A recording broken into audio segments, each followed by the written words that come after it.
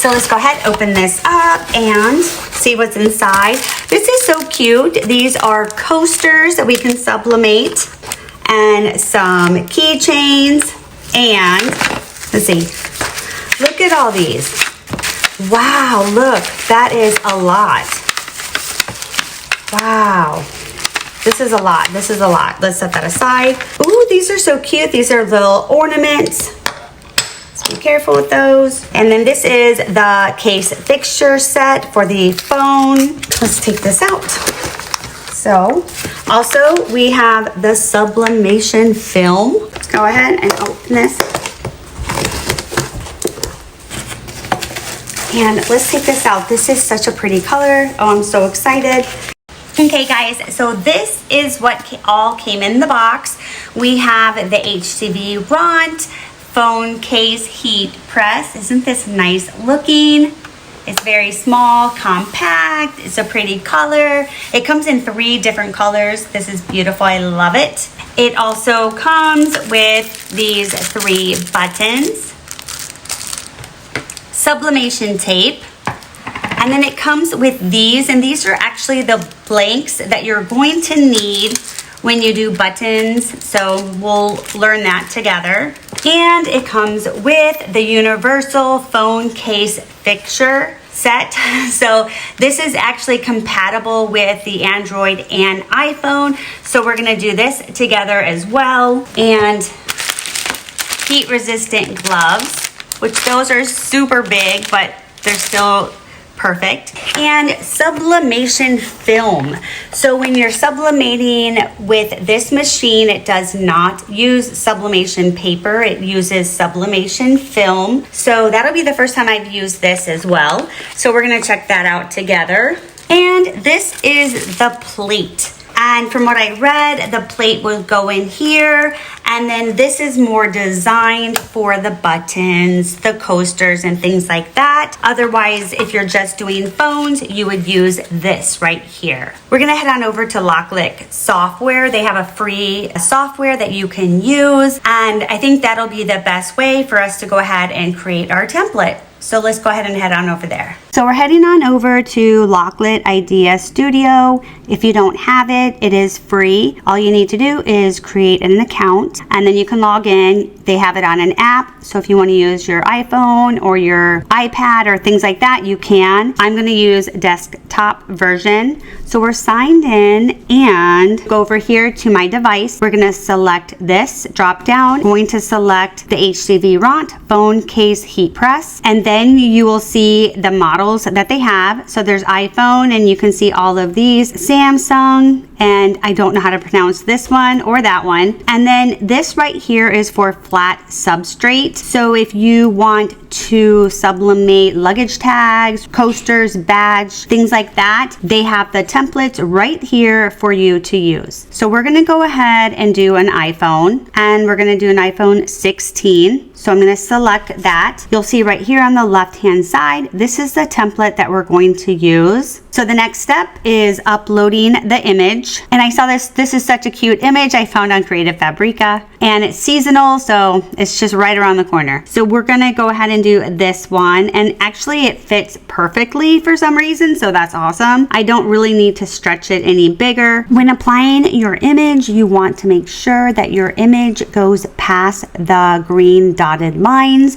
because that area is going to wrap on the sides and the corners of the phone case. So it's super important that you do make sure that your image at least goes past that dotted line a little bit, so you have that wiggle room. You also need to make sure to mirror the image. You can do it here in LokLik, or you can do it in your printer settings. I like to do it here just so I don't forget. So all you need to do is click on flip horizontally. We'll select that, and now it's mirrored. The next thing we need to do is go file and print, and it says make sure your image is mirrored, which we did. So we're going to hit print. Then this will pop up.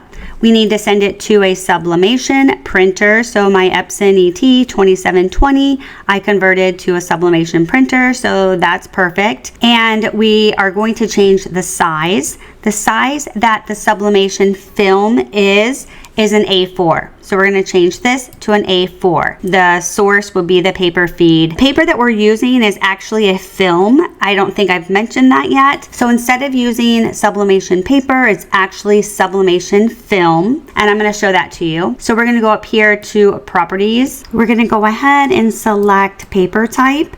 And we want to select photo paper glossy. Next, quality is high. And then I like to always take collate reverse order off. And we're going to make sure we're on color.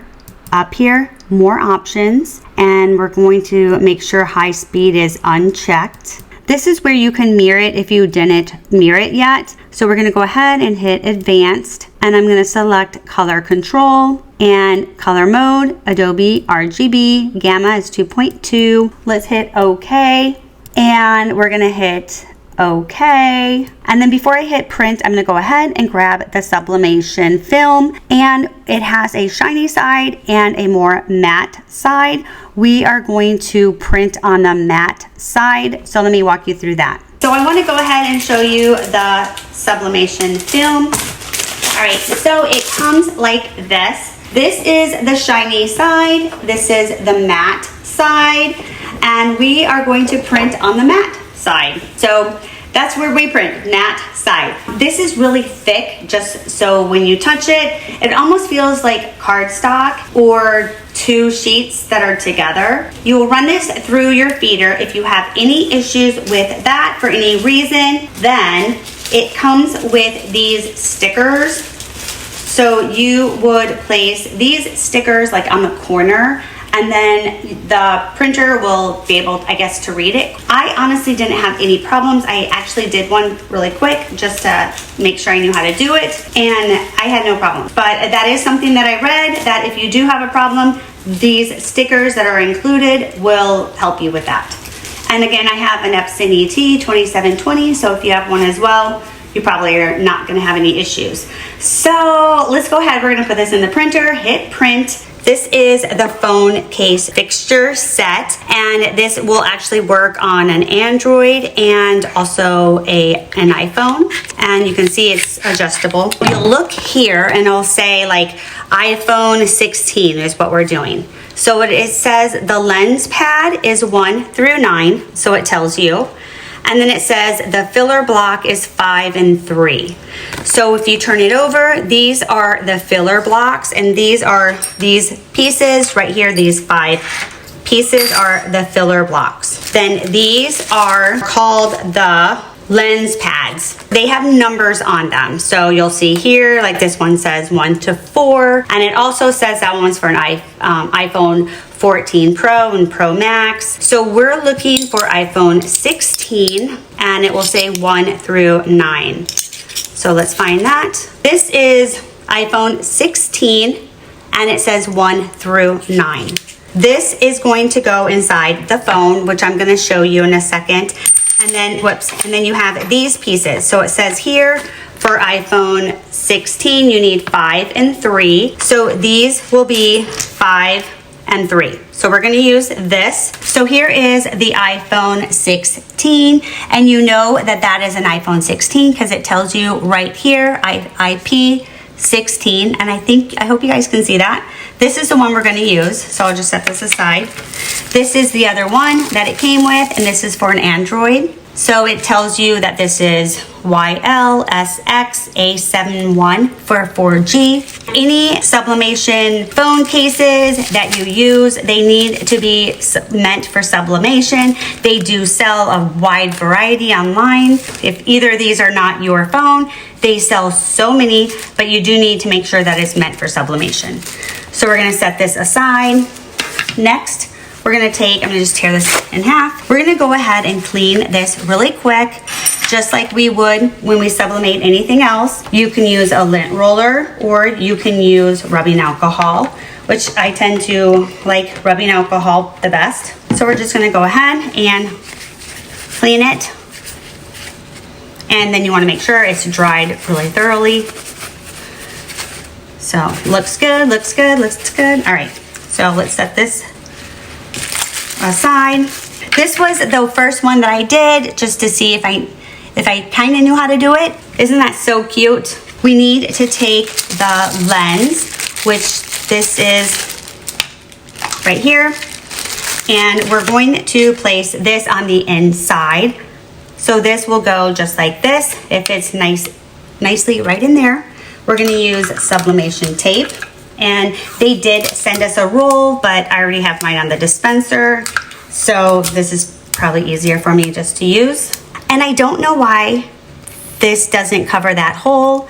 On the first one, I left the hole alone and it seemed to work fine. If you feel more comfortable putting tape there, sublimation tape, you can. So I'm gonna leave it as is. So this is the phone heat press, and you have a top plate and you have a bottom plate. We're gonna match this into here.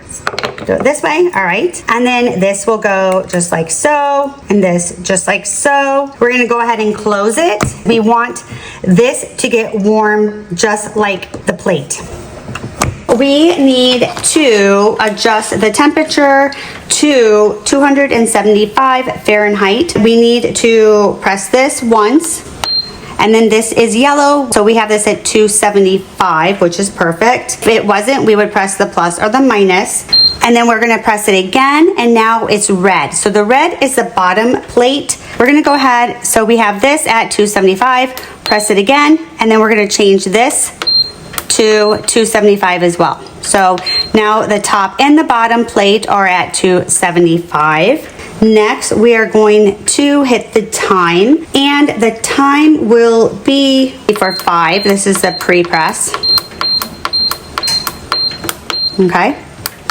And then this is at 300, so we leave that alone. There's directions as well, so if you get confused, of course, it's a learning curve.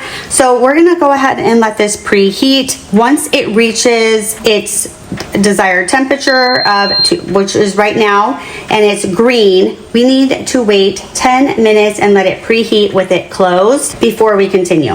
We are going to place this on top of here to just let it dry a little bit. You want the glossy side down and the matte side up. So we're just gonna leave this here for a few minutes. They recommend 5 minutes, so we're gonna go ahead and do that. Spend 5 minutes, we're gonna go ahead and put our heat resistant gloves on. Let's move this aside. And we're going to take the phone case. So we're gonna go ahead and open this. And I wanna make sure that I have this on the right side. Let me just make sure that, yeah, I think that one works better on that side. So let me grab this one. Looks good, looks good. All right, so we're gonna go ahead and we're going to push this down and in same time. And I need to move it towards me. So we're gonna do just like this. And we're gonna place the phone right there. So it's just like this. Then we're going to take the film, and you wanna make sure that you have it positioned the correct way, you wanna make sure it's upside right, or however you say that. And you want the matte side that we printed on to be face down. And line this up. We're gonna go ahead and close it. And we're gonna hit the start key. You can hear the vacuum. So it's gonna do it for 300 seconds and we'll be back. Okay, now it's ready. We're gonna go ahead and open it up. And remove this. Remember to wear your heat resistant gloves because it's super hot.